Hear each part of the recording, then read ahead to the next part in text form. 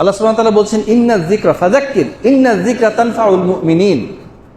এই জিকির, এই স্মরণ, এই একই কথা যে ঘুরে ফিরে আসে, এটা কাকে উপকার দিবে? তানফাউ, উপকৃত করবে, আল মুমিনিন, ঈমানদারকে উপকৃত করবে, ঈমানদারকে উপকৃত করবে। কথা প্রসঙ্গে একটা কথা চলে আসলো, ঈমানের তো অনেকগুলো শাখা আছে, তাই না? এক তো হলো মূল 6টা বিষয় আছে ঈমানের, রুকন।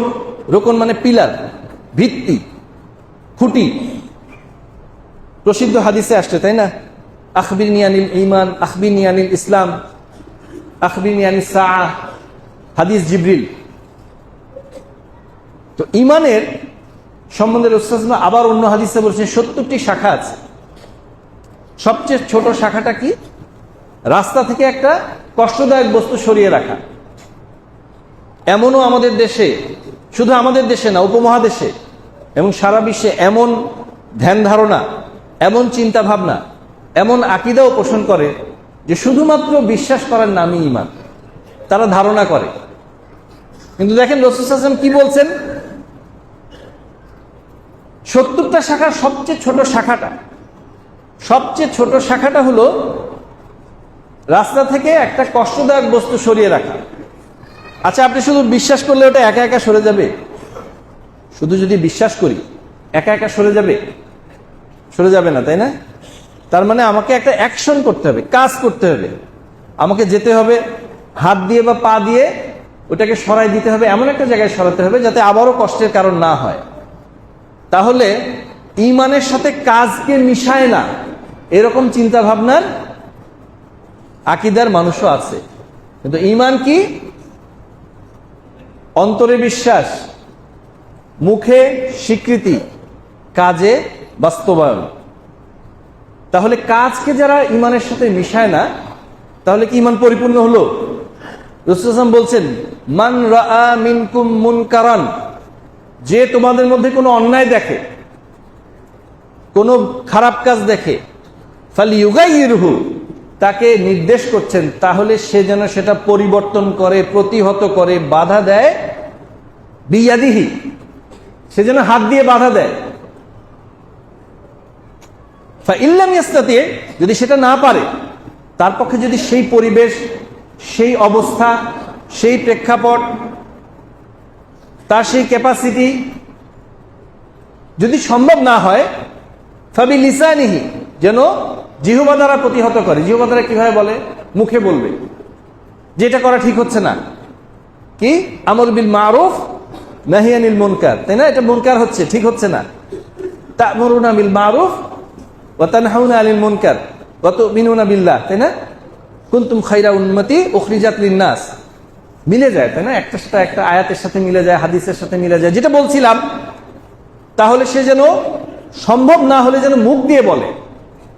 ফাইল্লাম ইয়াস্তাতি, যদি সেটাও না পারে, ফাবি কলবিহি, ফাবি কলবিহি। আচ্ছা, এইবার একটা জিনিস মিলে যাবে। দেখেন, কেউ বলতেছে ঈমান শুধু অন্তরে বিশ্বাস, আর আমরা কি বলছি? অন্তরে বিশ্বাস, মুখে স্বীকৃতি, কাজে বাস্তবায়ন। রাসূল সাল্লাল্লাহু আলাইহি ওয়াসাল্লাম কি বলছেন? 70টা শাখার সর্বনিম্ন যেটা শাখা, সবচেয়ে নিম্ন বলতে আপনার মর্যাদার দিক থেকে না, মানে কমপক্ষে রাস্তা থেকে একটা কষ্টদায়ক বস্তু সরিয়ে দেওয়াটা হলো ঈমানের একটা শাখা। তাহলে কাজ সাব্যস্ত হচ্ছে কিনা? আরেকটা হাদিসে কি পেলাম? প্রসিদ্ধ হাদিস, এগুলো আপনারা সবসময় শুনেন বিভিন্ন ওয়াজ মাহফিলে। যদি কোনো অন্যায় দেখে, তাহলে সে যেন হাত দিয়ে বাধা দেয়, মানে শক্তি প্রয়োগ করে, বল প্রয়োগ করে, যে না, এটা করা যাবে না। যদি না পারে, কি হলো? কাজ করলো, কাজ না, কাজ দিয়ে বাধা দিল। ঈমানে কিন্তু এখনো যায়নি, অন্য হাদিস বলতেছি। যদি না পারে, তাহলে যেন মুখে বলে, মুখে স্বীকৃতি, মুখে বলে করা যাবে না, এইটা করা যাবে না। ফাইল্লাম ইয়াস্তাতি, যদি সেটাও না পারে, তাহলে যেন ফাবি কলবিহি, ফালিয়ুগাইরহু বিকলবিহি, অন্তর দিয়ে যেন সেটাকে ঘৃণা করে, অন্তর দিয়ে যেন প্রতিহত করে। পারতেছি না, আমরা বোধহয় এরকম দেখি নাই, না? নির্যাতন, জুলুম, হচ্ছে, হাত দিয়ে বাধা দেওয়ার কোনো সুযোগ নাই, মুখে বলারও সুযোগ নাই। হাত দিয়ে বাধা দিলে 7 তলা 9 তলা নিচে রুম করা আছে, ছোট ছোট রুম করা আছে, বুঝা যায় না কথা? সমাজদারকে লিয়ে ইশারা হি কাফি হ্যায়। যদি মুখ দিয়ে বাধা দেয়, বঙ্গোপসাগরে নিয়ে বস্তার মধ্যে ভরে পাথরের সাথে দিয়ে ফেলে দেওয়া হচ্ছে। অন্তত অন্তরে ঘৃণা করা, অন্তর থেকে প্রতিহত করা। শেষে রাসূল সাল্লাল্লাহু আলাইহি ওয়াসাল্লাম বলছেন, ওয়াযালিকা আদআফুল ঈমান, এটা হলো সবচেয়ে দুর্বলতম ঈমান। দয়ীফ দয়ীফ জয়ীফ হাদিস বুঝি না, দয়ীফ দুর্বল, আদআফ সবচেয়ে দুর্বলতম ঈমান কি? এই যে অন্তর দিয়ে অন্তত ঘৃণা করতে হবে। তাহলে ঈমানের সাথে যদি অন্তর দিয়ে ঘৃণা করা যদি সবচেয়ে দুর্বলতম ঈমান হয়, তাহলে মুখ দিয়ে বলা তাহলে আরেকটু শক্তিশালী ঈমান নাকি? ভুল বললাম নাকি? বোঝা যায়? তাহলে হাত দিয়ে বাধা দেওয়া সবচেয়ে স্ট্রং ঈমান।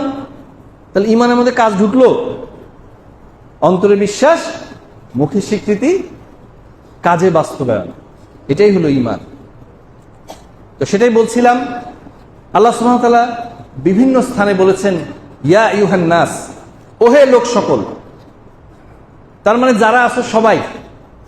কিছু কিছু জায়গায় বলতেছেন ইয়া আইয়ুহাল্লাযীনা আমানু, ওহে যারা ঈমান এনেছো, ওহে যারা ঈমান এনেছো, যারা অন্তরে স্বীকৃতি দিয়েছো, মুখে স্বীকৃতি দিয়েছো, কাজের মাধ্যমে বাস্তবায়ন করেছো, তাদেরকে বলতেছেন। যখন আল্লাহ সুবহানাহু ওয়া তাআলা এইভাবে বলেন, তখন কি বুঝাচ্ছেন? একটু কানটা খাড়া করো, একটু ভালো করে শোনো। 5টা দলের লোক আছে, অমুক দল অমুক অঙ্গ সংগঠন বলার সাথে সাথে আমাদের ডাকছে, যুব সংগঠন, ছাত্র সংগঠন, স্বেচ্ছাসেবক সংগঠন। মসজিদে তো রাজনীতি চলে না, তাই না? সরাসরি দলের নাম বলতেছি না, সংগঠন বললে বোঝা যায় না? যখনই অমুক সংগঠনকে ডাকলো, সাথে সাথে ওরা কান খাড়া করে, ও আচ্ছা এখন অমুকের কথা বলতেছে, তাহলে আমরা শুনি। এই ইনস্ট্রাকশনটা তাহলে আমাদের জন্য। দেখেন নাই মনে হয় না? বড় বড় জনসভা দেখবেন যে এখন উপস্থিত হয়েছে এই যে গোবিন্দগঞ্জ উপজেলার অমুক সংগঠন, সাথে সাথে ওরা কান খাড়া করে। অডিয়েন্সের মধ্যে যতগুলো আছে তার মধ্যে কান খাড়া, দেখি তো কেটা কেটা আছে রে, মাইকে কাক কয়। ইয়া আইয়ুহাল্লাযীনা আমানু, ওহে যারা ঈমান এনেছো, ওহে যারা আল্লাহর দলের লোক, ওহে যারা আমার দলের লোক। সবাই না, কারণ সবাই তো আমার দলের না। আমার খায় আমার পরে, কিন্তু আমার দলের সবাই না। কেন সবাই না? বাকিরা আমার কথা শোনে না, মুখে বলে না, অন্তরে তো বিশ্বাস করেই না, কাজে বাস্তবায়ন তো দূরের কথা, তারা আমার দলের না। ইয়া আইয়ুহাল্লাযীনা আমানু, ওহে যারা ঈমান এনেছো, মানে আমার দলের লোকেরা, শোনো শোনো শোনো। তাহলে আমরা কান খাড়া করে শুনতে হবে। কি শুনতে হবে? কুতিবা আলাইকুমুস সিয়াম, তোমাদের উপর সিয়ামকে লিখে দেওয়া হয়েছে। কুতিবা, কিতাবাত মানে লেখা, কুতিবা মানে লিখে দেওয়া হয়েছে। লিখে দেওয়া হয়েছে মানে কি? এটা মুসার উপায় নাই, এটাকে ফরজ করা হয়েছে। কামা কুতিবা আলাল্লাযীনা মিন ক্বাবলিকুম, যেমনটা তোমাদের পূর্ববর্তীদের উপরেও লিখে দেওয়া হয়েছিল। লাআল্লাকুম তাত্তাকুন, আশা করা যায় যাতে তোমরা, লাআল্লাহ মানে একটা আশা, বুঝছেন? লাআল্লাহ মানে আশা। যেখানে কিন্তু আছেন উলামারা আছেন, এটা আলিয়া মাদ্রাসার মসজিদ, বুঝতে হবে যে এখানে অনেক রকমকে অ্যাড্রেস করে বলতে হবে। যারা আপনার সিগারেট টান দেয় তাদের কাছে স্বাভাবিক কথা অতটা মজা লাগবে না, তাদেরকে সিগারেট টান দিয়ে কথা বলতে হবে। যারা আপনার দিন আনে দিন খায় তাদের সিগারেট টান দিলে বলবে এ আবার কোন সিগা, এ আবার কোন রূপ, তাদেরকে তাদের লেভেলে বলতে হবে। কঠিন এ ধরনের পরিবেশে সার্বজনীনভাবে কথা বলা একটু কঠিন না? তারপরেও বলি, কি বলতেছেন? লাআল্লাকুম তাত্তাকুন, লাআল্লাহ হলো একটা আশা। এটার যদি সরাসরি বাংলা করেন বা ইংরেজি করেন, এটা হলো হয়তো বা তোমরা, আশা করা যায় তোমরা।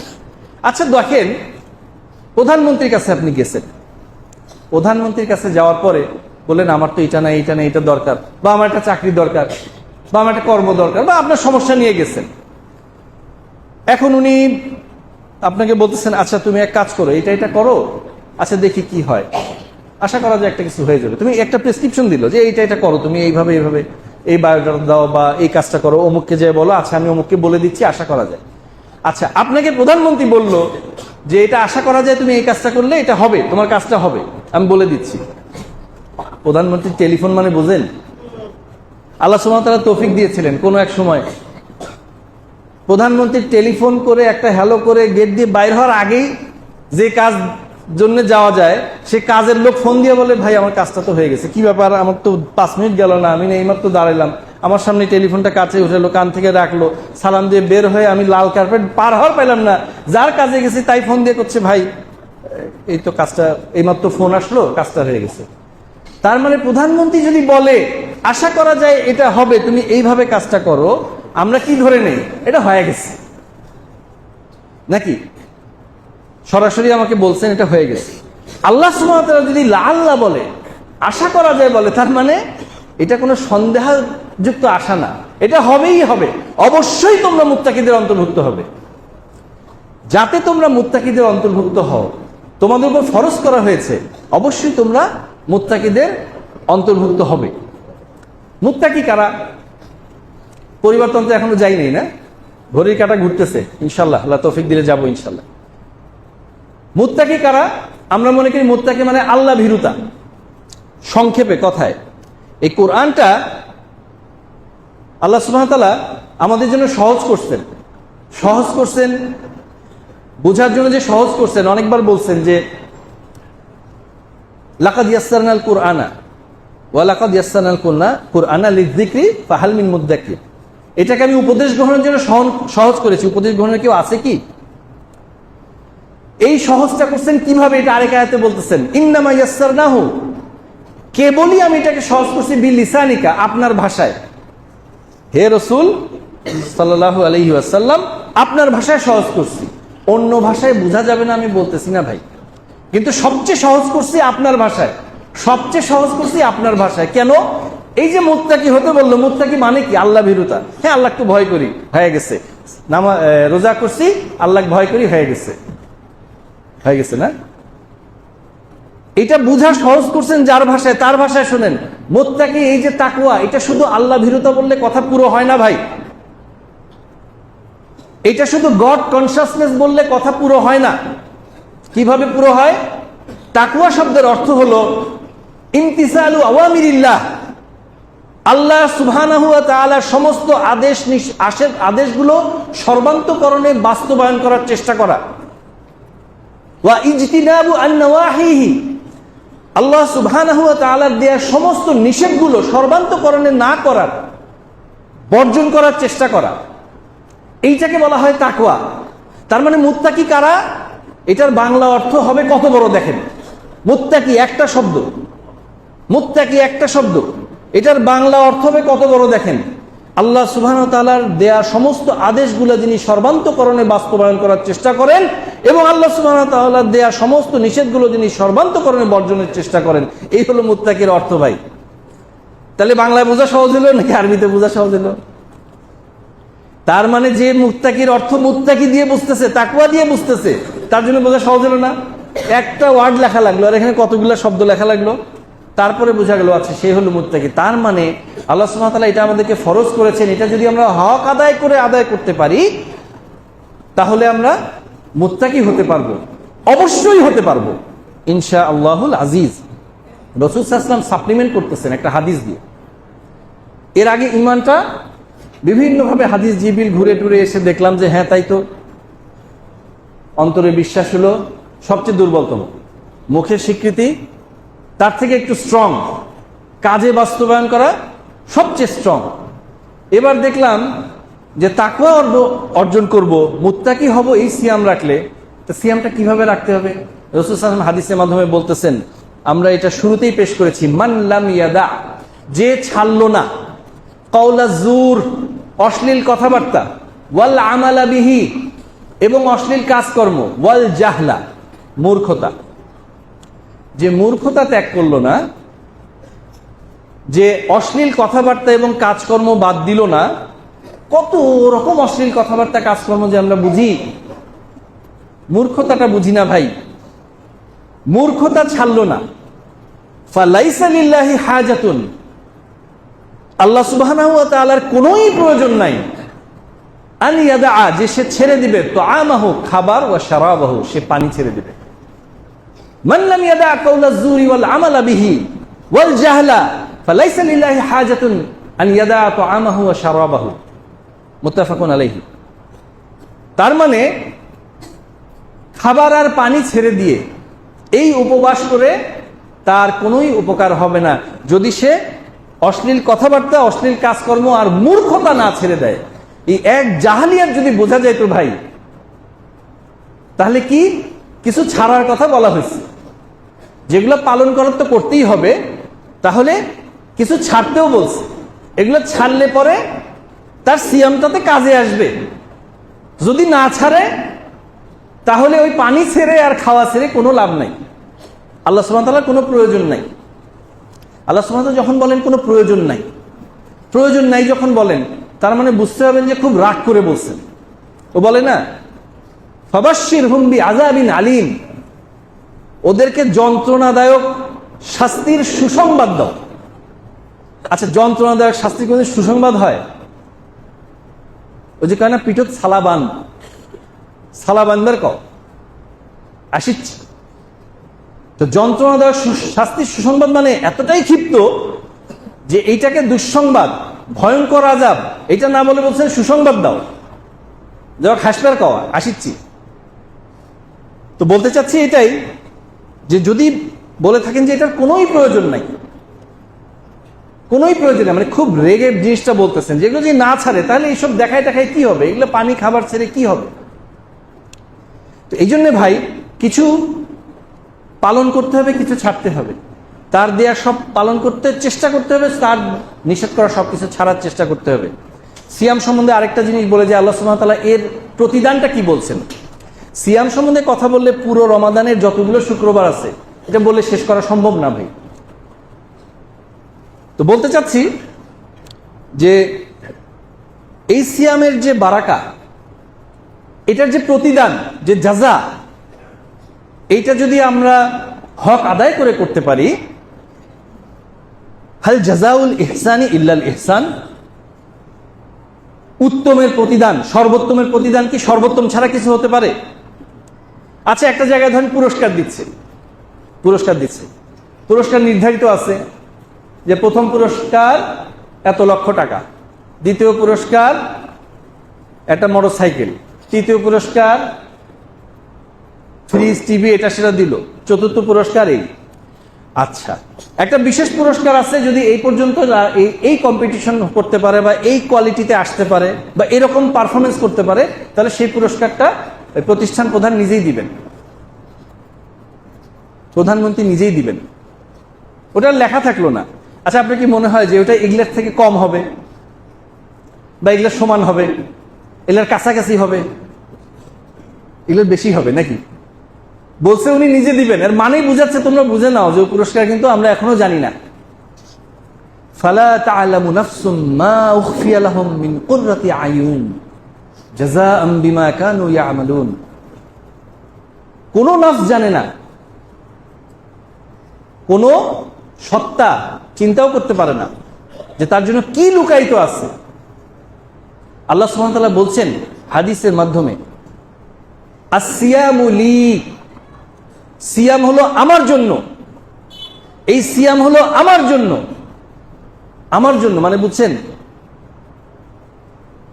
চারটিখানি কথা না, আসিয়ামু লি।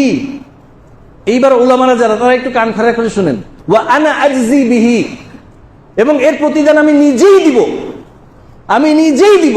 এই যে ই প্রত্যয় যোগ করলাম, আমি নিজে দিব হতো, নিজেই কেন বললাম? এইখানে আরবি ভাষার পণ্ডিত যারা আছেন তারা বুঝতে পারতেছেন, শুধু আজজি বিহি বললেই হয়ে যেত। আসিয়ামুলি, সিয়াম হলো আমার জন্য, ওয়া আজজি বিহি, এর প্রতিদান আমি দিব। ওয়া আনা আজজি বিহি, শুরুতে আনা আনছে, এটাকে বলা হয় নমিনাল সেন্টেন্স, ভার্বাল সেন্টেন্স না, জুমলাতুল ইসমিয়া, জুমলা ফিইলিয়া না। রেটরিক আরবিক বালাগাতের দৃষ্টিকোণ থেকে জুমলা ইসমিয়া তাওকীদ বহন করে, তাকিদ দিচ্ছে। এই জন্য বলা হয় আনা, শুরুতে আনার কারণে এটা আমি, অবশ্যই আমি নিজে দিব, এটা তাকিদ দিয়ে বলছেন। তো আল্লাহ সুবহানাহু ওয়া তাআলা এটার প্রতিদান দিবেন। এটার প্রতিদান আমরা বর্ণনা করাটা কি শানে যায়? বর্ণনা করে বলতে পারবো কি দিবেন? ফালা তা'লামু নাফসুম মা উখফিয়া লাহুম মিন কুররাতি আয়ুন, চক্ষু শীতলকারী কি তৈরি করে রেখেছেন, যেটা কেউ চোখে দেখেনি, কানে শোনেনি, অন্তরে উপলব্ধিও করতে পারেননি। এটার মানে কি? চোখে আপনি যেটাই দেখছেন এটা সেটা নয়, কানে যেটা শুনছেন এটা সেটা নয়, অন্তর দিয়ে ধারণা করতে পারছেন মানে এটা সেটা নয়। তাহলে সেই প্রতিদান এই সিয়ামের জন্য রাখা আছে। আলহামদুলিল্লাহ, আল্লাহ সুবহানাহু ওয়া তাআলা আমাদের তৌফিক দান করুন যে এই সিয়ামের সমস্ত হকগুলো আদায় করে আমরা যেন সেই প্রতিদান, যেই প্রতিদান আল্লাহ সুবহানাহু ওয়া তাআলা নিজ হাতে দিবেন, নিজে দিবেন, ঈমানকে পোক্ত করে আমরা যেন তার দেয়া আদেশগুলো বাস্তবায়ন করার সর্বান্তকরণের চেষ্টা করে এবং নিষেধগুলো থেকে সর্বান্তকরণে দূরে থাকার চেষ্টা করে এই সিয়ামের হক আদায় করে তার হাত থেকে সরাসরি তার মাধ্যমে আমরা সেই প্রতিদান পেতে পারি। আকুলু কওলি হাযা আস্তাগফিরুল্লাহ লি ওয়া লাকুম ওয়া লিসাইরিল মুসলিমিন ফাস্তাগফিরুহু ইন্নাহু হুয়াল গফুরুর রহিম। আলহামদুলিল্লাহি ওয়াহদা ওয়াসসালাতু ওয়াসসালামু আলা মান লা নাবিয়্যা বা'দা। পরিবারতন্ত্র, দেশের যে পরিবেশ, যে পরিস্থিতি, অবস্থা, সবাই মনে করে যে রাজনীতির আলাপ না হলে কেমন হয়, তারপরে আবার রাজনীতিবিদ, আবার ভোট চাইতে আসলো নাকি? জি না ভাই, এইখানে একমাত্র ওই রাজার রাজনীতি চলে, আর কোন রাজার রাজনীতি এখানে চলে না। আজকাল একটা কথা আসতেছে মাঝে মাঝে, পরিবারতন্ত্র, পরিবারতন্ত্র থাকা যাবে না, এই হবে না, সেই হবে না। পরিবারতন্ত্র সম্বন্ধে আপনাকে আমি একটু দেখাই।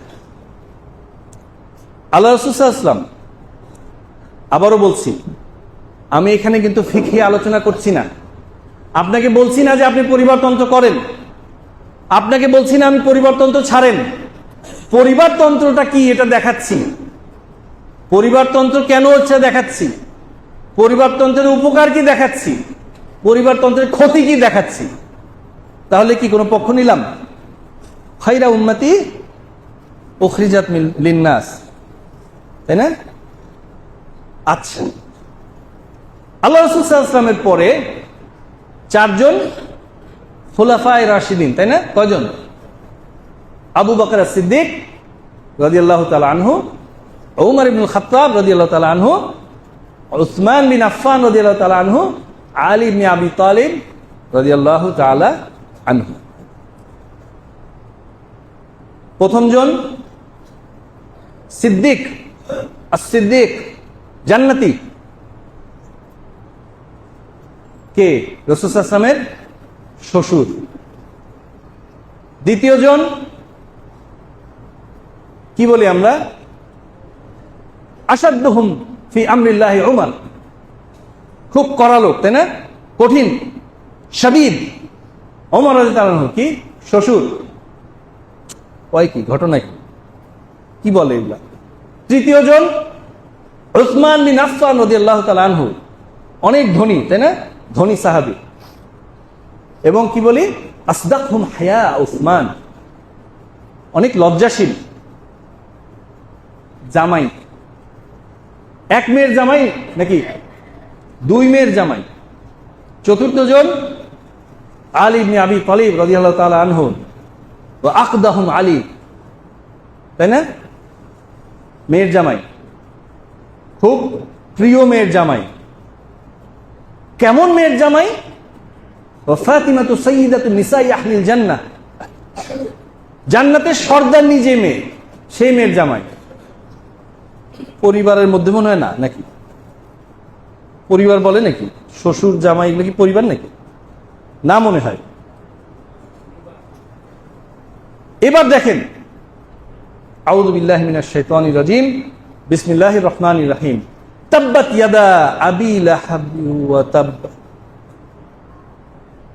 আবু লাহাব, ধ্বংস হোক আবু লাহাবের দুই হাত। এখানে খালি দুই হাত ধ্বংস মানে ওই বাঁচে থাকবে, এই তো না? এটা দিয়ে মাজাজ করা হচ্ছে যে সে ধ্বংস হয়ে যায়, কারণ হাত দিয়ে সবচেয়ে আগে মানুষ ইয়ে করে, ক্ষতিগুলো করে, তাই না? আবু লাহাবের দুই হাত ধ্বংস হোক। পরিবারের নাকি? কার পরিবারের? আপনার আমার মতো দামি, পৃথিবীর সবচেয়ে দামি মানুষ, কিয়ামত পর্যন্ত যত মানুষ আসবে তার মধ্যে সবচেয়ে দামি মানুষের চাচা পরিবারের নাকি? সকাল থেকে সন্ধ্যা পর্যন্ত ফরজ সুন্নত নফল কিয়ামত পর্যন্ত যদি হায়াত পান, প্রতিদিন যদি একই সূরা দিয়ে সালাত পড়েন, আপনার উপর কেউ রাগ হবে নাকি? কার চাচাকে নিয়ে গালি দিচ্ছেন? কার চাচাকে ধ্বংস করতে বলতেছেন? সবচেয়ে দামি মানুষের চাচা, যার সাফায়াত ছাড়া ঢুড্ডা, লোকাল ভাষা না, লাইভ হচ্ছে, ভিডিও হচ্ছে, বাইরে চলে গেলে কি ঢুড্ডা হবে? যার সাফায়াত ছাড়া কিছুই হবে না, তার চাচা দিন রাত আমরা বলছি তার হাত ধ্বংস হয়ে যাক, সে ধ্বংস হোক, তার বউ ধ্বংস হোক, পরিবারের ভিতরে না? তার মানে পরিবারের ভিতরে যদি এরকম কুলাঙ্গার থাকে, তার ব্যাপারে যদি সারাদিন আলোচনা করা যায়, আল্লাহ রসুলের সম্মান কি একটু কমে নাকি? আমরা যদি দিন রাত তার ওই কুলাঙ্গারকে হাত ধ্বংস হোক বলি, আমাদের কি গুনাহ লেখা হয় নাকি? ফাইন্না আলাইকুম লাহাফিজিন কিরামান কাতিবিন। কি হয়? সোয়াব হয়, নেকি হয়। যেটা কুলাঙ্গার সেটা কুলাঙ্গার করলে নেকি হয়। কার চাচা? সবচেয়ে দামি মানুষের চাচা। তার মানে পরিবারতন্ত্র যোগ্য যদি হয়, তাহলে পরিবারতন্ত্র কি সেটা দেখলাম, খলিফা। কুলাঙ্গার যদি হয়, সকাল বিকাল ভৎসনা, টিটকারি, তিরস্কার। ইসলাম থেকে আমরা যদি পরিবারতন্ত্রের মানটা বুঝতে পারতাম, তাহলে সকল পরিবারতন্ত্র চলবে না, এগুলো কথা আমরা বলতাম না। সেদিন একটা সংস্থা, একটা দাওয়াতি সংস্থা, সে দাওয়াতি সংস্থার, যাই হোক এখানে লাইভ হচ্ছে, সরাসরি না বলি, একটা দাওয়াতি সংস্থায়, সেখানে প্রায় ধরেন 15, 16, 17 বছর ধরে সংস্থাটা আছে। দাওয়াতের মাঠে যথেষ্ট অবদান আছে।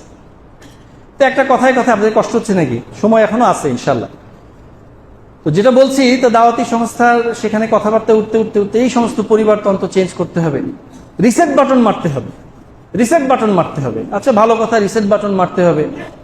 আচ্ছা ভাই, আপনার যে সংস্থা, এই সংস্থার তো আপনি 17 বছর ধরে চেয়ারম্যান। আপনি না হয় 500 লোক, আপনার না হয় 500 সাবস্ক্রাইবার, 500 জন আপনাকে চাঁদা দেয়, আপনি তো 500 জনের একটা পরিবার, 500 জনের একটা দাওয়াতি, একটা কমিউনিটি, একটা সংস্থা, এটা রাষ্ট্র। এখানে হয়তো 20 কোটি। এই 20 কোটির মধ্যে আপনি যেই দল নিয়ে কথা বলছেন, তার হয়তো 1 কোটি, তার ভোটার হয়তো 10 কোটি, হতে পারে না? আপনারটা ছোট, সেটা হয়তো বড়, বরকতে আপনারটা বেশি হতে পারে, সেটা কম হতে পারে, কিন্তু আপনি কথা বলতেছেন কি পরিবারতন্ত্র নিয়ে, তাই না? আচ্ছা ভালো কথা, পরিবারতন্ত্র ঠিক না, থাকা ঠিক না, যোগ্য হলে কি হবে? বলছে না, এই সমস্ত যোগ্যতা তো আসলে আপেক্ষিক। ভালো কথা, যোগ্যতা আপেক্ষিক। আচ্ছা আপনার সংস্থা, যেটা 500 জনের সংস্থা, আপনি 17 বছর ধরে চেয়ারম্যান আছেন, তাহলে যদি কেউ বলে আপনি 17 বছর ধরে চেয়ারম্যান আছেন, তাহলে আরো 17 বছর থাকলে তো আপনার নামে মাযহাব বের হয়ে যেতে পারে। বলতে পারে কি পারে না? তাহলে আপনি যে 17 বছর ধরে চেয়ারম্যান আছে, আপনার কি মনে পড়লো না এখানে পরিবারতন্ত্র হয়ে যাচ্ছে? হ্যাঁ, এখন যদি সংস্থা যদি ডিমান্ড করে, সংস্থাকে ধরে রাখার জন্য, যদি ইউনিটির জন্য যদি একটা আইকনিক ভাবে দরকার হয়, তাহলে তো লাগবে। হ্যাঁ ভালো কথা, তাহলে লাগবে। আপনার মুখ থেকে বের হলো, তাহলে সংস্থার জন্য যদি দরকার হয় তাহলে লাগবে। এটা যে ফিলিংসটা আমরা শুরু থেকে তৈরি করেছি, এটা তো আরেকজন এসে হুট করে হতে পারবে না, বা ভিতরে আরেকজন আছে, আরেকজন হয়তো যোগ্য আছে, অতটা ফিলিংস দিয়ে হয়তো করতে পারবে না। ভালো কথা, আপনার কথা মেনে নিলাম। আচ্ছা, আপনি যে সামনে বড় একটা প্রজেক্ট করতেছেন, কোটি কোটি টাকা, 50 কোটি 100 কোটি টাকার প্রজেক্ট সাজাইছেন, যে সামনে করবেন, দাওয়াতি মাঠে সংস্থাকে বড় করবেন, এই পরিবারটা বড় করবেন, ভালো কথা। ওখানে যে করছেন, শুনলাম যে আপনার ছেলেকে নাকি রেডি করতেছেন, আলেম বানাচ্ছেন, ডাক্তার ইঞ্জিনিয়ার কি যেন ছিল, তাকে আলেম বানাইছেন, আল্লাহ তৌফিক দিচ্ছেন, আল্লাহ ভালো করছেন, আল্লাহ বরকত দিচ্ছেন, আলেম বানাচ্ছে, এবং সে খুব ভালো আলেম হয়ে যাচ্ছে, হয়েও গেছে, আরো উত্তর উত্তর পড়াশোনা করতেছে, দাওয়াতি কাজের জন্য প্রস্তুত হচ্ছে। তাহলে ভাই কেমন হচ্ছে? আপনার পরে তাহলে আপনার ছেলে নাকি আরো যে 500 জন আছে এর মধ্যে থেকে কেউ হবে? মনে মনে আশা, মনে হয় আপনার ছেলে যদি এটা হাল ধরতে পারতো। পরিবর্তন কিন্তু হচ্ছে না, এখানে হচ্ছে নাকি? তার মানে আপনি মনে মনে আশা করতেছেন যে আমি যে স্পিরিট নিয়ে এটাকে তৈরি করেছি, ইউনিটি রাখতে গেলে যিনি করেছেন তার পরিবারের প্রতি একটা আস্থা বাকিদের তৈরি হচ্ছে। ছেলেটা যদি যোগ্য হতে পারে তাহলে সে হয়তো হাল ধরতে পারবে। ভালো কথা, আস্তে আস্তে ওনার মুখ থেকে কথাগুলো বের হচ্ছে। আচ্ছা, ভালো কথা। এরপর দেখা গেল আপনি শুধু তাই করতেছেন না, আপনার নাতিগুলোকেও পড়াইতেছেন ভালো ভালো মাদ্রাসায়, ভালো ভালো ইউনিভার্সিটিতে। সৌদি আরব পড়াচ্ছেন, কাতার পড়াচ্ছেন, কুয়েতে পড়াচ্ছেন, ভালো ভালো ইসলামিক বিশ্ববিদ্যালয়ে পড়াচ্ছেন, যে বড় কোনো আলেম তৈরি করে আমার ছেলের পরের জন্য নাতিটা বা তার সাথে সহযোগী হয়ে যোগ্য যদি হতে পারে তাহলে সেও যেন এসে এই দাওয়াতি কাজটাকে ধরে নিয়ে হাল ধরে নিয়ে রাখতে পারে। নাকি পরিবর্তন তো হয়নি বোধহয়, নাকি হয়নি? তখন তিনি বলতেছেন, হ্যাঁ, যোগ্যতা থাকলে, পরিবেশ পরিস্থিতি যদি থাকে তাহলে সেটা তো হতেই পারে। এই জন্য যারা বলতেছি ভাই, এই পরিবারতন্ত্র নিয়ে যারা দ্বন্দ্ব সৃষ্টি করার চেষ্টা করতেছেন, মনে রাখবেন যে যোগ্যতা যদি থাকে তাহলে যে লোক বলতেছে পরিবর্তন তো লাগবে না, সে তার নিজের ঘরের ভিতরেই পরিবর্তন তো আশা করে রাখছে। কেন? কারণ সে চায় যে সে ভালো করবে, তার যাজাটা আমি পাবো। আমি করছি, আমার যাজা সে পাবে। তার পরিবার ভালো করবে, তার ছেলে ভালো করবে, আশাটা তার এটাই থাকবে ভাই। তারপর সুরা সদস্য মিলে যদি দেখা যায় যে না, এখন এই কারণে হচ্ছে না, সেটা ভিন্ন কথা। সেটা কে ঠিক করে দিবে? বাইরের লোক? আপনার সংস্থার গঠনতন্ত্র অনুযায়ী, আপনার যে সংস্থা 500 লোকের সংস্থা, এটা গঠনতন্ত্র অনুযায়ী এটা কি বাইরের লোক এসে ঠিক করে দিবে? এই না, এটা আর বেশি দিন চলবে না, 17 বছর ছিল, আর 17 বছর থাকলে এটা নতুন মাযহাব হবে, এই গঠনতন্ত্র সে ঠিক করে দিবে? আপনার সংস্থার গঠনতন্ত্রে আপনি লিখে রাখছেন কিভাবে হবে। এই বছর বছর এজিএম হবে, বার্ষিক সভা হবে, সবাই মিলে আলাপ করবে আমাদের এই এজেন্ডা। এটা কি করা যায়? হ্যাঁ, উনি তো যোগ্য, ওনাকেই থাক, ওনাকে আমরা চাই, ওনাকে। কেন? আস্থার প্রতীক। আস্থাটা কিভাবে আসলো? এই যে 17 বছর দেখলাম, এই যে 27 বছর দেখলাম, ওনার যে এতগুলো ভালো কাজ দেখলাম, এতগুলো খারাপ করলাম দেখলাম, কাটাকাটি করে ভালোগুলো সংখ্যা বেশি, ভাই আমরা ওনার উপরে আস্থা করি। একটা রাষ্ট্র কোনো ছেলে খেলা নয়। একটা রাষ্ট্রে আইকনিক মডেল লাগে। আপনাকে আমি শুধু একটা জিনিস দেখাই, এমনও কিছু লোকজন ছিল, দায়িত্বশীল লোকজন, তারা বলতো যে আমরা যদি এই চেয়ারটা না থাকে, ভাই মসজিদ রাজনীতির জায়গা নয়, দেশের প্রেক্ষাপটের ব্যাপারে আলোচনা করা মসজিদই কাজ। আমাদের আলেম উলামারা শবে বরাত আসলে শবে বরাতের ব্যাপারে বলেন, এটা সঠিক, এটা সঠিক না। শবে মিরাজের সময় যারা আসে তারা শবে মিরাজের কথা বলেন, এটা সঠিক, এটা সঠিক না। बच्चा बच्चा जो लोग 3 साल उम्र 6 साल उम्र से ये मोबाइल गेम्स यूज कर सकता है, वो भी जानता है, वो भी कॉन्शियस है ये पॉलिटिक्स के बारे में। इस बांग्लादेश में এই বাংলাদেশের ছোট থেকে বড় সবাই রাজনীতি সচেতন, অথচ রাজনৈতিক ব্যাপারে ওলামারা প্রতিনিয়ত কথা বলছেন না। যারাও বলছেন খুব সংক্ষিপ্ত স্বল্প।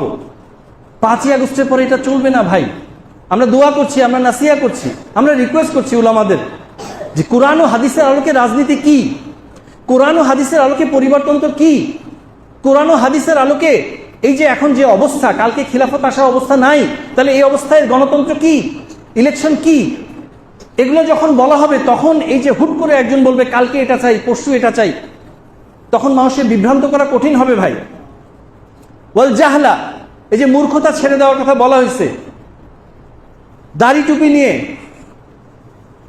মুসলিম সেন্টিমেন্ট নিয়ে আমি বর্ডারে যাচ্ছিল গরু কাটার জন্য, টিটকারি দেওয়ার জন্য। কোরআনের আদেশ আছে যে অন্যদের দেবদেবীতাকে কটাক্ষ করো না, তাহলে ওরা তোমার আল্লাহকে গালি দিবে।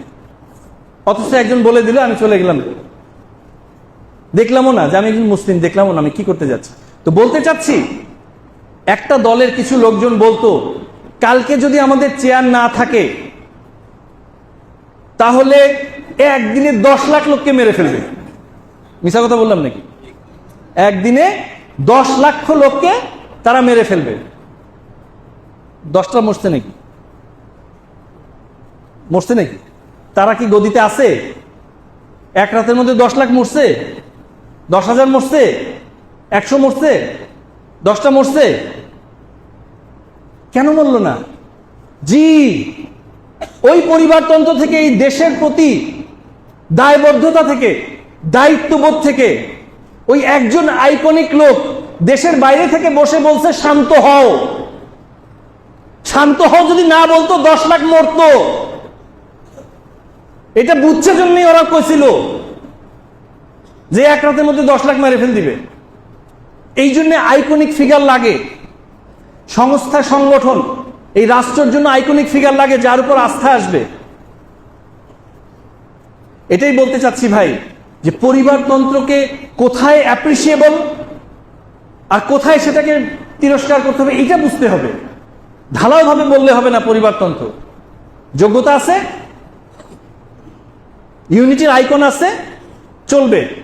যোগ্যতা নাই, ইউনিটির আইকন নাই, বাতিল, চলবে না। জুমার খুতবায় আর শেষ 2-3 মিনিটে আমাদের যারা মা বোনেরা আছে তাদের জন্য একটু নাসিহা। লম্বা কথা বলার আরো ইচ্ছা ছিল, কখনো যদি আল্লাহ তৌফিক দেন এখান থেকে গিয়ে মাটির নিচে চলে যেতে পারি। যতটুকু সময় পাই বলার চেষ্টা করবো ইনশাআল্লাহুল আজিজ। একটা জিনিস আপনাদের বলতে চাই, মা বোনেরা, আপনাদেরকে পদে পদে নারী স্বাধীনতার নামে মনে রাখবেন, স্বাধীনতা মানে হলো দায়িত্বের সাথে স্বাধীনতা, ফ্রিডম উইথ রেসপন্সিবিলিটি। স্বাধীনতা মানে হলো স্বাধীনতা উইথ রেসপন্সিবিলিটি, দায়িত্ব। Freedom with responsibility. Freedom with responsibility কিভাবে? এখানে আপনার খুতবা চলতেছে, একটু পরে সালাত শুরু হবে, এখানে এসে কেউ যদি বলে আমার স্বাধীনতা, আমি এখন ঢোল বাজাবো, এটাকে বলে স্বাধীনতা without responsibility. Freedom without responsibility মানে ফাসাদ তৈরি হয়। এখানে পূজা চলতেছে, আমি যদি বলি ওইখানে গিয়ে আমি হামদার নাচ গাইব, এইটাকে বলে ফ্রিডম উইদাউট রেসপন্সিবিলিটি। কারণ তার স্পিরিটটা হলো এখানে তার পূজা পার্বণ চলতেছে, আমি এখন গিয়ে যদি ওখানে ইসলামী সঙ্গীত গেয়ে আসি, তার মানে আমার স্বাধীনতা আছে কিন্তু আমি দায়িত্বশীল হলাম না। আমি বুঝলাম না যে কোথায় আমার স্বাধীনতাটা কতটুকু, আমি রেসপন্সিবিলিটি নিলাম না, এটার কারণে ফাসাদ হলো। এখানে ঢোল বাজালে আপনার কি এমনি বসে থাকবেন নাকি? বাবা যায় না, হাত পাও ধরো তো, হাত পাও ধরো তো, না ঢোলটা থামাক, হুকুমত থামাচ্ছে না, এই কথা বলবেন নাকি? পরিবেশ সেরকম হবে নাকি? তার মানে ফাসাদ হবে। দায়িত্ব ছাড়া স্বাধীনতা হলে ফাসাদ হবে। সেটাই বলতে চাচ্ছি, মা বোনরা, আপনাদেরকে অনেকভাবে ভরকানোর চেষ্টা করা হবে। আপনারা মনে রাখবেন, এই রাষ্ট্র, এই দেশের যে মা বোনদের জন্য যে আইন আছে, সেই আইন যদি শুধু প্রয়োগ থাকতো তাহলেই যে স্বাধীনতা, যে সম্মান আপনারা বাড়িতে পেতেন, নারীর সম্মান বাড়িতে নাই। নারীর সম্মান যদি বাড়িতে থাকতো, আমি হলফ করে বলতে পারি যে এখানে যে মা বোনেরা আছেন যাদের বাবা ইন্তেকাল করেছেন, তাদের বাবার জমির ভাগ আপনার নামে কাগজ কলম হয়েছে কিনা আমি সন্দিহান। 2-1 এখান থেকে নামার সময় বাসা থেকে গিয়ে কাগজ দেখাইতে পারবেন কিনা আমি অমুক, আমি সন্দিহান। আপনার বাড়িতে যে স্বাধীনতা ছিল, আচ্ছা ভালো কথা, আপনার ভাই ভালো কাজ করছে, আপনি তাকে দিয়ে দিবেন বা তাকে একটু ফেভার করবেন, ঠিক আছে, আগে আপনাকে মালিক করুক। আচ্ছা বাবা, ভাই তোমাকে আমি দিব, ছোট ভাই বড় ভাই তোমাকে দিব, আগে আমাকে মালিক করো। মালিক কিভাবে করে? মুখে মুখে পর্চা হয় না, নাম হয়, পিতা মৃত অমুক, হয়েছে নাকি? আগে মালিক করো, তারপরে ঠিক আছে তোমার সাথে আমার দেনা পাওনা আছে, ঠিক আছে ভালো কথা, তোমার সাথে দেনা পাওনা আছে, শত্রুতা আছে বা কোনো কারণে গন্ডগোল আছে, আগে মালিক করো, মালিক করার পরে তারপর দাও। নাকি এ ধরনের লোকজন সামনে আল্লাহ সুবহানাহু ওয়া তাআলা আপনাদের সামনে নিয়েও আসতে পারেন, আগামীতে আপনাদের প্রতিনিধি করতেও পারেন। এরকম তার কাছে কোনো কাজের জন্য গেলে হতেও পারে, বলতে পারে আচ্ছা আপনার কি বাপ মারা গেছে, আচ্ছা ভালো কথা, আপনার বোনকে জমি দিছেন, লিখে দিছেন, আচ্ছা এখনো দখল দেইনি, মুখে মুখে দিছি, ভাই ঠিক আছে কাগজ নিয়ে আসেন তারপর দেখা যাবে। এমপি সাহেব বড় বড় কথা বলতেছেন, আসাদ আলী খলিফা মারা গেছে, মেয়েরা এখনো লিখিত জমি পায় নাই, আব্দুল মুত্তালিব এখন মারা গেছে, এই যে কাগজ আপনার নিজের বোনের নামে দিছেন, জি পকেটের মধ্যে, जेब মধ্যে हमारा वो वरका वो कागज हमारे जेब में है, इसीलिए अगर आप हमारे पास कोई काम के लिए आओ तो हम दिखा देंगे, এই যে অমুক নাম পিতা মৃত আব্দুল মুত্তালিব আকন এই যে আছে, আপনার কোনো কাজের জন্য আসলেও আপনাকে আপনার বাপ মারা গেলে, আপনার মা মারা গেলে আপনার বোনকে দিচ্ছেন কিনা ভাই একটু দেখান, তারপর আপনার কাজ হবে। নারীরা যদি তার বাড়িতে অধিকার ফিরে পেত, তাহলে তাকে বাইরে গিয়ে লাফালাফি করে তাকে এই দায়িত্বহীন মানে স্বাধীনতা, যেটা দায়িত্ববিহীন স্বাধীনতা, ওইটার পিছনে ছুটতে হতো না। এই জন্য মা বোনরা, আপনাদের প্রতি নসিহা, আপনারা চেষ্টা করবেন যে আপনাদের বাড়ির যে অধিকারটা, এইটার ব্যাপারে সচেতন হন। ইনশাআল্লাহ আল্লাহ সুবহানাহু ওয়া তাআলা বারাকা দিবেন। সবশেষে একটা কথা আপনাদেরকে একটু বলে যেতে চাই, সেটা হলো আমাদের এই অদূর ভবিষ্যতে আল্লাহ সুবহানাহু ওয়া তাআলা আমাদেরকে এমন নেতা নিয়ে আসুক, এমন একজনকে আমাদের কাছে পাঠান, যিনি এই রাষ্ট্রকে এই ভঙ্গুর অবস্থা থেকে, এই যে ট্র্যাডিশন, এই যে প্রত্যেকটা স্তরে স্তরে যে ঘুণে ধরা রাষ্ট্র, এইটাকে ইসলামের আলোকে, এইটাকে একটা মোর ইনক্লাইন্ড ইসলামের আলোকে সামনের দিকে এগিয়ে নিয়ে যাবেন ইনশাআল্লাহ। যিনি তার পরিবারের মধ্যে আছে, যখন ইসলাম বিপন্ন হয়েছে, যখন ধর্মহীনতা এই দেশে ঢুকেছে, তার পরিবারে তার পূর্বসূরীরা এখানে বিসমিল্লাহ ঢুকিয়েছেন।